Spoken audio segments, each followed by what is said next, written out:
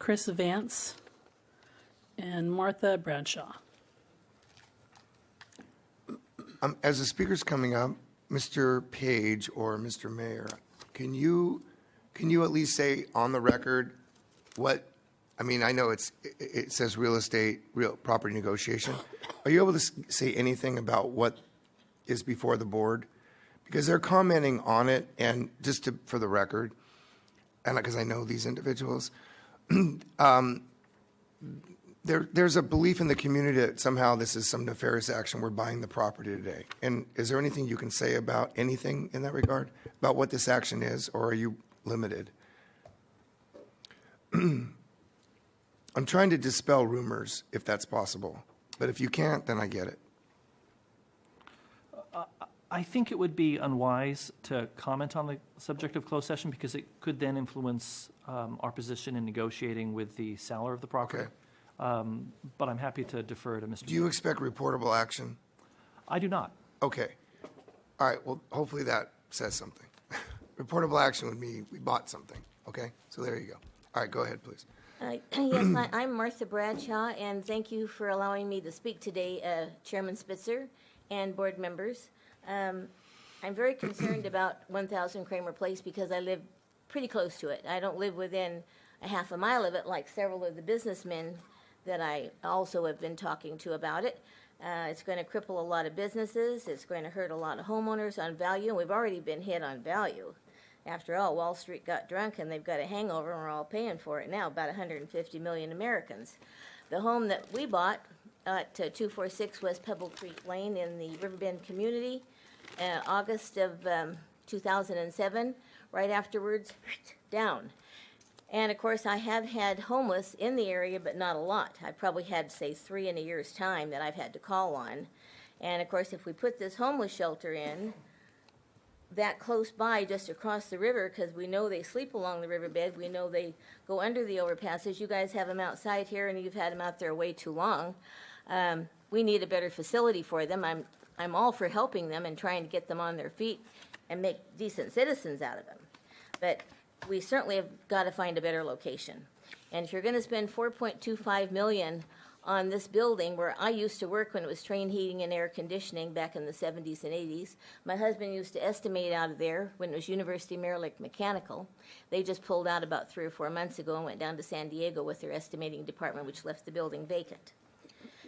There's other options. I sent faxes yesterday to each one of you. And I talked to all of your assistants because you were in meetings and I couldn't speak to you.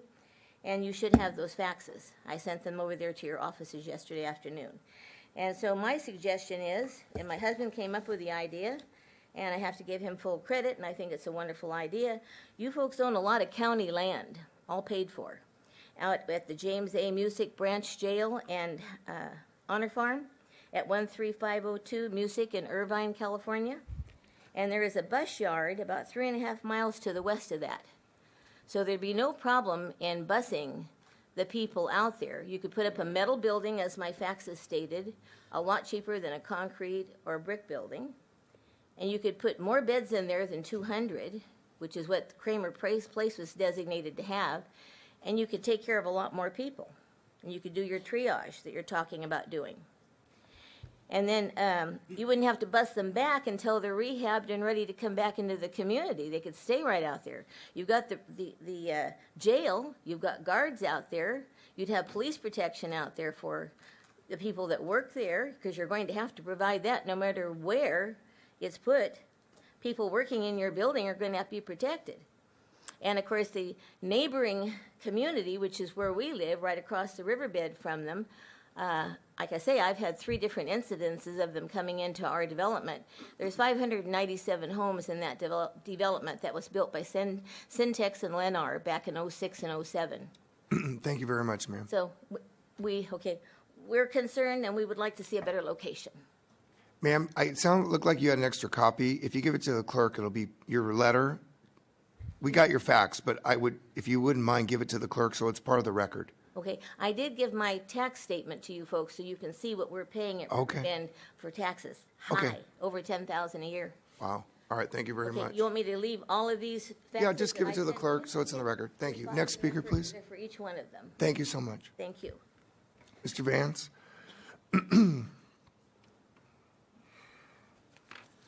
Don Dormeyer, who owns Red Gum Campus, had to leave. He had a business appointment.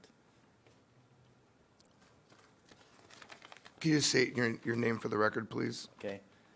Good afternoon, Board of Supervisors. My name is Chris Vance. I own Piano Empire, and I last spoke here on June 2nd in opposition to the proposed homeless shelter on Kraemer Place. First, I want to thank Supervisor Spitzer for meeting with me several months ago to discuss my situation, that being in regards to putting the homeless shelter next to my store. I appreciate the opportunity to speak face-to-face. Thank you again.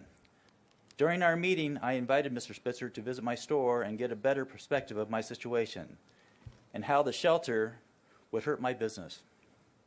My piano store is located at ground zero. It is common knowledge that the negative impact of a homeless shelter would be hardest on me. As of yet, neither Supervisor Spitzer nor any other state, county, or city elected official has visited my store. I think this is very insensitive. My staff and I all work hard. We're tax-paying, productive citizens who are contributing to the betterment of Anaheim and Orange County. So after all these months, why hasn't any of the supervisors, mayors, or councilmen from Orange County visited my store? Perhaps none of you want to see what you're destroying. As of today, public opposition has grown immensely, with over 700 signing a petition against putting the shelter on Kraemer Place. Earlier this month, we had a true community forum with over 300 people attending. What was great about this meeting, both sides, those for and against, were given the opportunity to speak. Our group continues to grow with a large majority speaking out in opposition.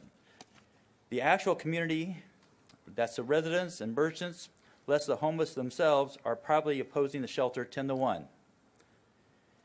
Here's what you need to remember. Not putting the homeless shelter at Kraemer Place won't harm the homeless, nor will it help them. It stays a non-issue. But if you do put the shelter on Kraemer Place, the destruction to the residents, businesses, employees, etc. will be massive.